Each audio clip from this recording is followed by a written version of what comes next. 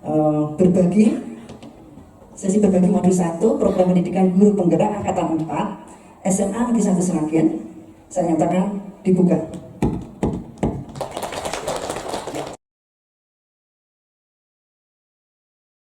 Assalamualaikum warahmatullahi wabarakatuh. Waalaikumsalam. Selamat siang Bapak Ibu. Selamat siang. Alhamdulillah semua dalam keadaan sehat walafiat ya. Alhamdulillah. Terima kasih atas kehadiran Bapak Ibu meskipun masih dalam kondisi pandemi, tetapi Bapak Ibu masih bersemangat untuk menghadiri kegiatan hari ini, yaitu pengimbasan modul 1 pada calon guru penggerak angkatan 4. Langsung saja untuk yang pertama adalah refleksi filosofis pendidikan Ki Hajar Dewantara. Modul 1.1 refleksi filosofi pendidikan Ki Hajar Dewantara. Salam dan bahagia. Perkenalkan, saya Ayu Chandra Dewi dari SMA Negeri 1 Sragen, kelas H058 PPGP 4 dengan fasilitator Bapak Priyandono dan pengajar praktik Ibu Sri Harsini. Refleksi filosofi pendidikan Ki Hajar Dewantara. Oke. Nah, di sini maksudnya menuntun adalah segala kekuatan kodrat pada anak-anak itu agar mereka dapat mencapai keselamatan dan kebahagiaan yang setinggi-tingginya, baik sebagai manusia maupun anggota masyarakat. Jadi anak-anak itu diakui kehadirannya, seperti itu. Kita lanjutkan. Pendidikan itu hanya dapat menuntun tumbuh atau hidupnya kekuatan kodrat yang ada pada anak-anak agar dapat memperbaiki lakunya, bukan dasar hidup dan tumbuh kekuatan kodrat anak-anak. Dasar pendidikan Ki Hajar Dewantara diibaratkan sebagai petani. Guru itu hanya dapat menuntun tumbuhnya kalau guru itu sebagai petani menuntun tumbuhnya jagung itu. Jadi dia dapat memperbaiki kondisi tanahnya, irigasinya, memberikan pupuk yang cukup, dan membasmi ulat atau serangan apapun itu yang mengganggu anak didiknya. Itu adalah contoh dasar pendidikan Ki Hajar Dewantara yang diibaratkan sebagai petani. Yang kedua, dasar pendidikan Ki Hajar Dewantara diibaratkan sebagai tukang kebun. Jadi hanya bisa memperbaiki atau memperindah jenis tanaman yang ditanam itu. Jadi bagaimana nanti hasilnya itu pasti akan berkolaborasi dengan peserta didik. Selanjutnya, yang ketiga, dasar pendidikan Ki Hajar Dewantara budi pekerti. Budi pekerti itu adalah watak, karakter, bersatunya perpaduan harmonis antara gerak pikiran, perasaan, dan kehendak atau kemauan sehingga menimbulkan tenaga atau semangat. Jadi kalau kita bertemu dengan peserta didik itu kesan pertama yang harus kita munculkan adalah vibe positif kita. Jadi kalau kita sudah memberikan semangat kepada peserta didik, maka peserta didik itu akan ikut tersulut semangatnya seperti itu. Jadi sehingga menerima materi atau pembelajaran dari kita itu semakin semangat lagi seperti itu. Kita lanjutkan. Nah, di sini bisa juga kita implementasikan dengan gamelan, karena gamelan itu bisa kita apresiasikan dengan olah pikir, olah rasa. Kalau kita itu bermain gamelan itu kita tidak bisa ya bermain sendiri. Kita harus mengaransemenkan atau mendengar dari aransemen-aransemen yang lain dalam satu piranti gamelan tersebut. Nah, maka dari itu di luar negeri pun gamelan juga digunakan untuk terapi yang ada di NAPI Inggris. Berikutnya, dasar pendidikan budi pekerti yang kalau di kurikulum sekolah penggerak itu ada proyek. Nah, di sini salah satu contohnya mengangkat kearifan lokal dengan mempopulerkan atau mengabadi ataupun salah satu kearifan lokal yang ada di daerahnya masing-masing. Karena di sini ada olah cipta, karsa, karya yang bisa menghasilkan seperti itu.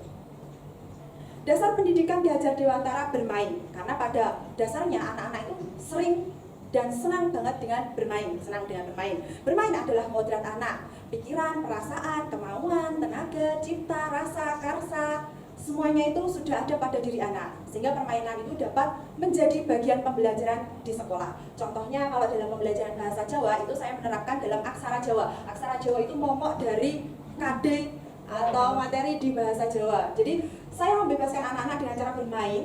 Saya memberikan keleluasaan pada komik. Saya implementasikan dalam komik beraksara Jawa. Jadi di situ anak tidak monoton yang satu paragraf membuat aksara Jawa seperti itu. Jadi mereka bisa berkreasi, berimajinasi, berkreatif, berinovasi, membuat komik aksara Jawa. Dan semua anak saya tanya itu belum pernah membuat komik beraksara Jawa. Biasanya komiknya bahasa Inggris, bahasa Indonesia seperti itu. Bahasa Jepang, bahasa Prancis. Sekarang bahasa Jawa.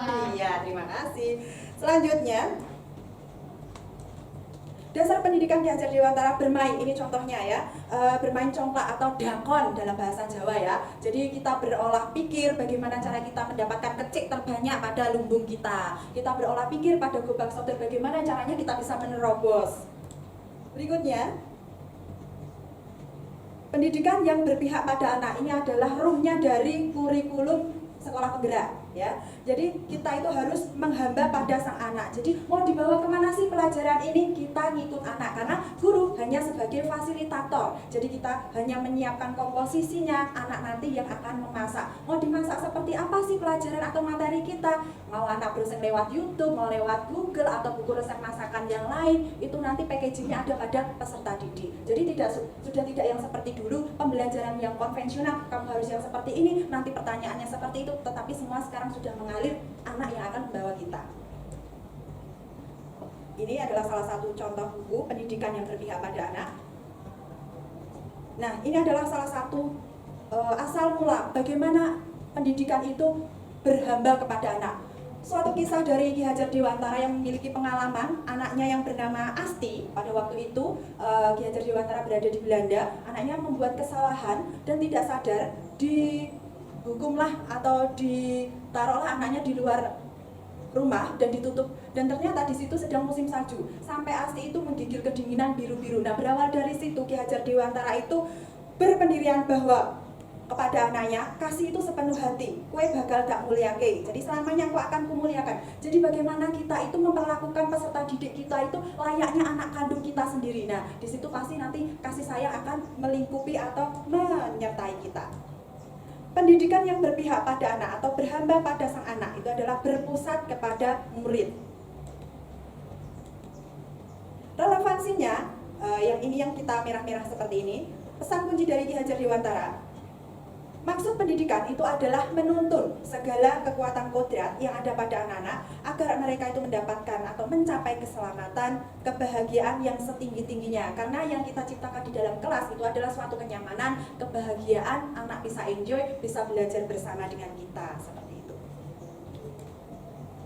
Guru dan murid itu dapat berkolaborasi untuk menginisiasi atau menciptakan kedalaman. Ada rasa takjub, rasa kasmaran, karena tadi sudah kita bekali dengan cinta dan kasih sayang. Dengan keadaan atau kedalaman rasa takjub itu membuat kita itu menjadi spiritual, intelektual, dan rasa sosial kita itu mencapai keselamatan dan kebahagiaan sebagai manusia. Yang kedua, murid dan guru merdeka belajar, dapat berkolaborasi bersama-sama dan mengembangkan potensi murid, mengakomodasi karakteristik siswa masing-masing untuk menunjukkan atau mewujudkan student well-being. Nah, ini refleksi filosofi pendidikan Ki Hajar Dewantara. Kalau pada masa lampau itu pendidikan itu yang menuntun, ini yang masa konvensional. Jadi anak-anak itu didulang basa Jawane, iki mamane tak siapke, tak dulangne. Nah, pada masa sekarang ini pendidikan itu gotong royong, kalau bahasa gaulnya kolaps atau kolaborasi. Ada reflektif, kritis, inovatif, dan lain sebagainya yang sudah disampaikan tadi. Guru hanya memfasilitasi, menyiapkan bahan atau komposisinya, nanti anak-anak yang akan masak. Nah, diharapkan pada masa depan murid itu bisa humanis, pembelajaran yang selamat, bahagia, menyenangkan, enjoy, seperti itu.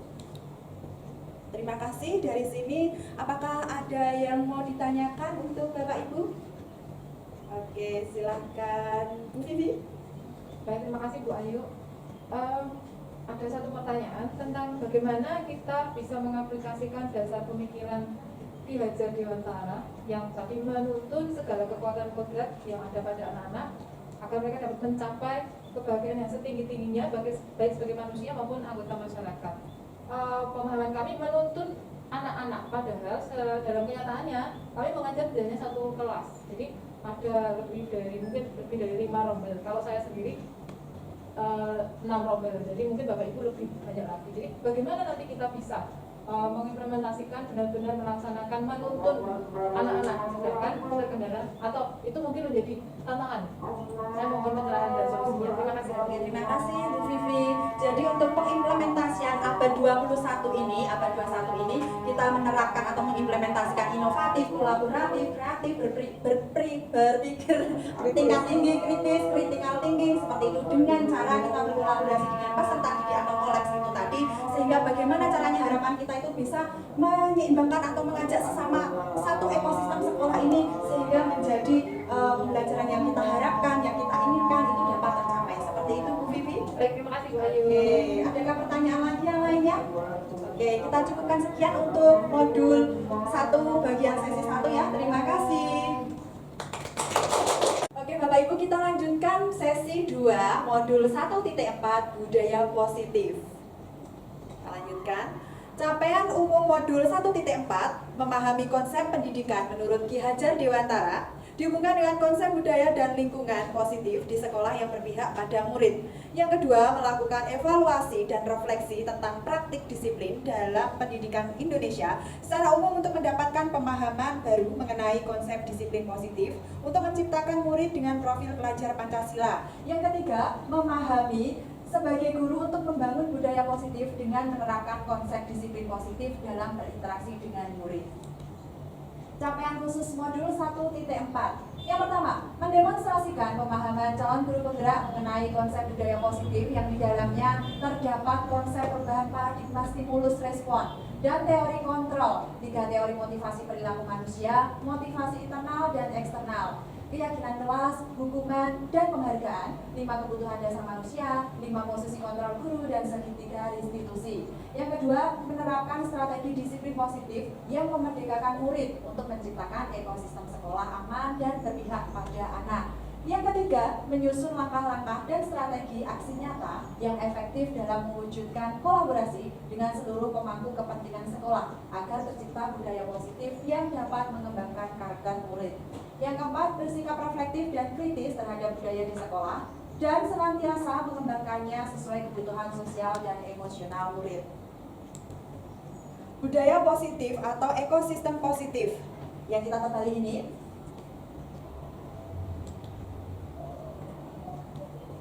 budaya positif atau ekosistem positif itu dapat memperbaiki kondisi tanah. Jadi guru itu sebagai petani hanya dapat memperbaiki kondisi tanah, memelihara tanaman padi tersebut, memberikan pupuk dan pengairan yang cukup, membasmi ulat-ulat atau jamur yang mengganggu hidup tanaman padi dan lain sebagainya. Tadi kembali sudah saya paparkan bahwa guru hanya sebagai fasilitator, hanya dapat memperbaiki saja seperti itu. Eksplorasi konsep. Nah, di sini ada perubahan paradigma. Jika ada seseorang yang mempunyai harapan atau keinginan atau mempunyai sesuatu yang berharga, itu pasti akan bagaimana caranya untuk dipegang atau bagaimana caranya untuk tidak sampai orang lain itu mendapatkannya. Nah, di sini ada paradigma. Perubahan paradigma teori kontrol. Yang pertama, ilusi guru mengontrol murid. Yang kedua, ilusi bahwa kritik membuat orang merasa bersalah dan menguatkan karakternya. Yang ketiga, ilusi bahwa semua penguatan positif efektif dan bermanfaat. Yang keempat, ilusi bahwa orang dewasa memiliki hak untuk memaksa. Nah, di sini ada stimulus respon. Apakah makna disiplin itu? Disiplin berasal dari bahasa Latin, disiplina, yang artinya belajar. Makna asal dari kata ini berkonotasi dengan disiplin diri dari murid-murid Socrates dan Plato.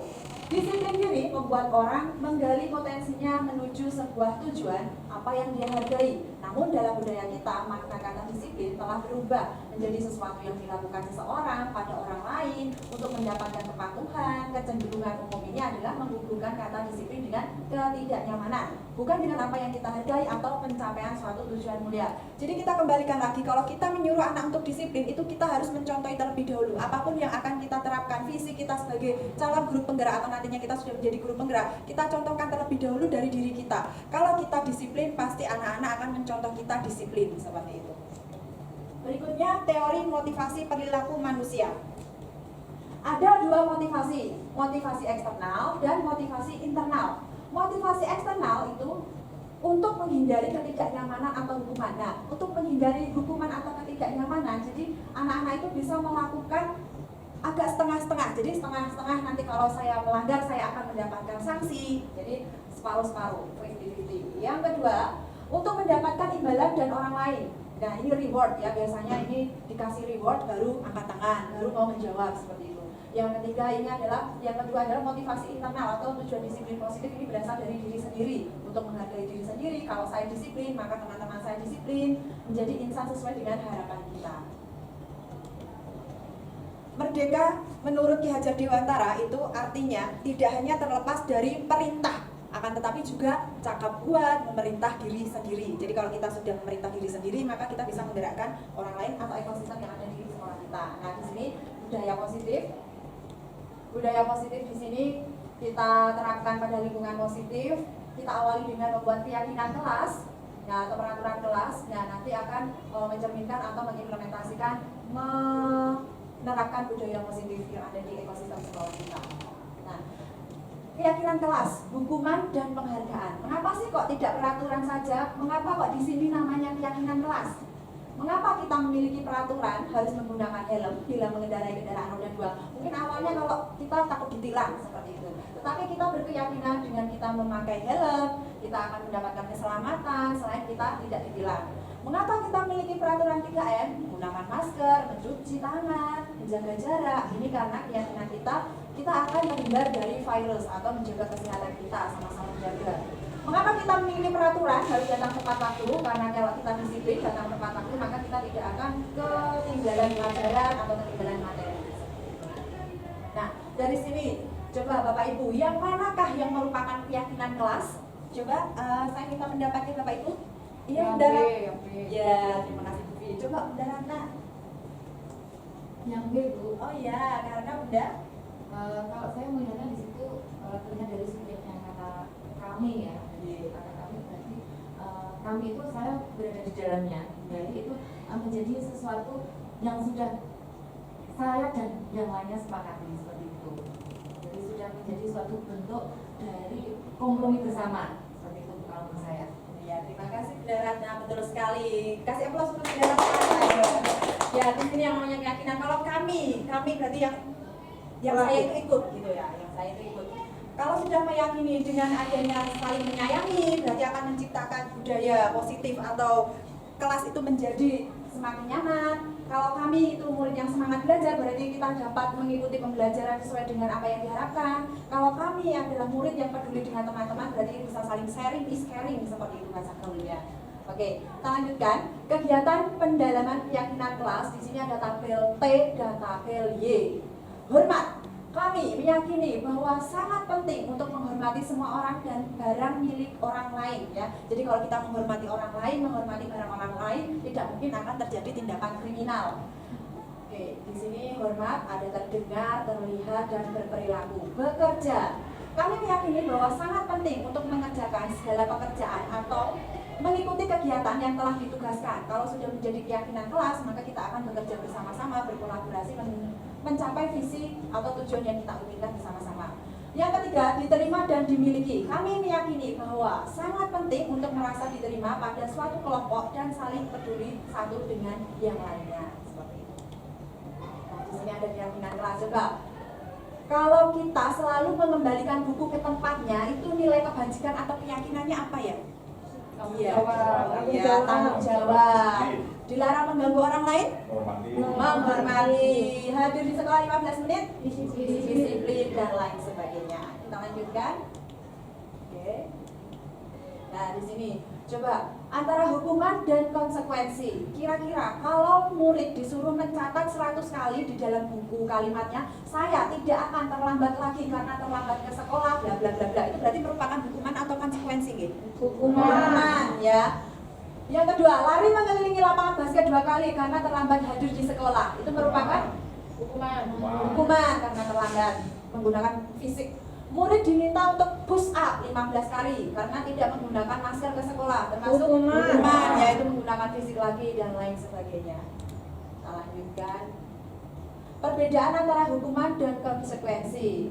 Di sini hukuman itu adalah sesuatu yang menyakitkan, jadi membuat anak itu kalau sudah sakit, tercederai, maka akan dibawanya sampai nanti mati. Ya, jangan sampai, kita harus hati-hati di sini. Kalau konsekuensi itu berarti keyakinan kelas yang sudah kita buat bersama-sama, kita yakini, kita terapkan bersama-sama.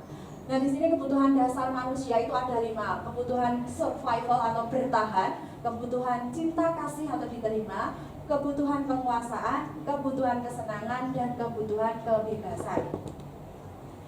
Kalau ibu guru bilang, oh ya, kalau aku bosen, masa belajarnya cuma gitu-gitu aja, dengerin ibu guru aja, berarti termasuk apa nih Bapak Ibu ya?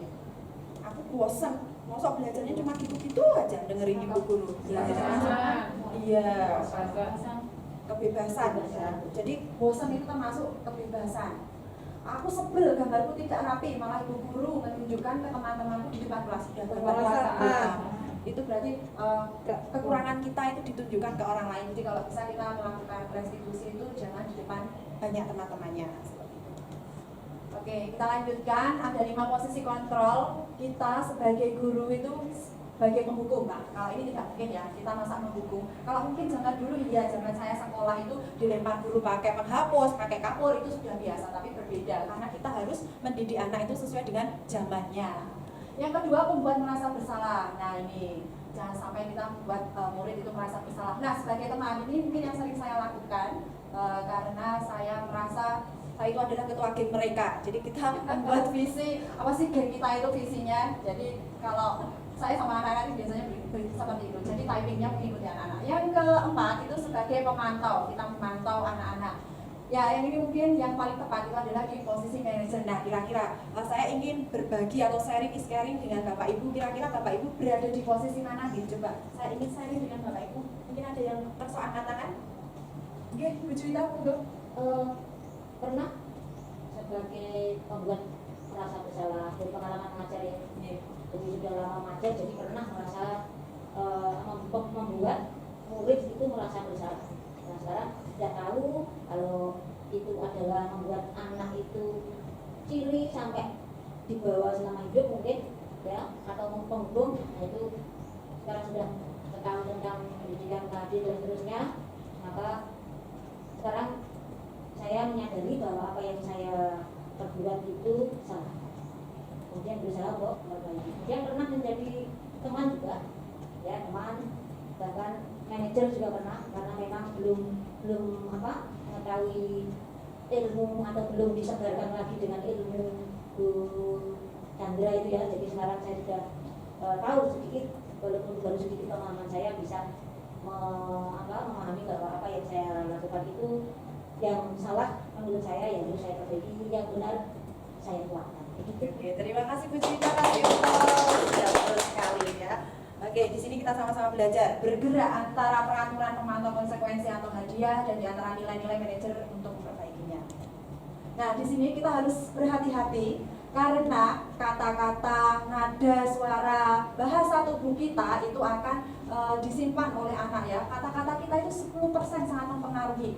Nada suara kita kalau tinggi pun, nah di sini mempengaruhinya 35%. Bahasa tubuh kita itu sangat berpengaruh. Jadi kita harus berhati-hati dalam memilih kosakata atau bahasa gaulnya vocabulary ya, untuk menyampaikan ke anak-anak, karena sedikit saja menciderai anak itu akan dibawa sampai seumur hidupnya.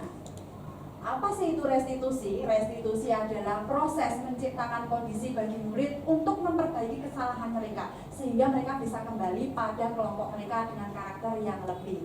Jadi ketika anak melakukan kesalahan itu jangan sampai langsung kita vonis kamu salah.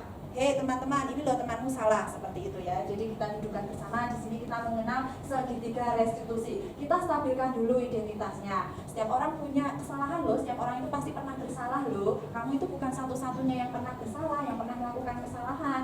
Dengan mengadakan validasi tindakan yang salah, kamu itu tentu punya alasan. Kenapa kok kamu seperti ini? Adakah cara yang lebih efektif, yang lebih baik lagi untuk mendapatkan apa yang akan kamu butuhkan? Nah, lalu di sini kita bisa memberikan keyakinan, kita mengembalikan bahwa kita itu sudah membuat keyakinan kelas loh. Nilai-nilai apa yang sudah kita tanamkan di keyakinan kelas kita. Kamu itu ingin menjadi orang yang seperti apa, sehingga kita bisa kembali lagi menjadi kelompok belajar di dalam kelas kita itu saling menyenangkan, enjoy, dan nanti pencapaiannya akan tercapai. Seperti itu. Terima kasih Bapak Ibu. Apakah ada pertanyaan untuk pertemuan modul 1.4 kali ini? Saya rasa sudah cukup ya semua. Terima kasih atas kehadiran Bapak Ibu untuk kegiatan hari ini. Semoga membawa kebermanfaatan bagi kita dan bagi dunia pendidikan. Saya cukupkan sekian. Terima kasih. Wassalamualaikum warahmatullahi wabarakatuh. Selamat siang.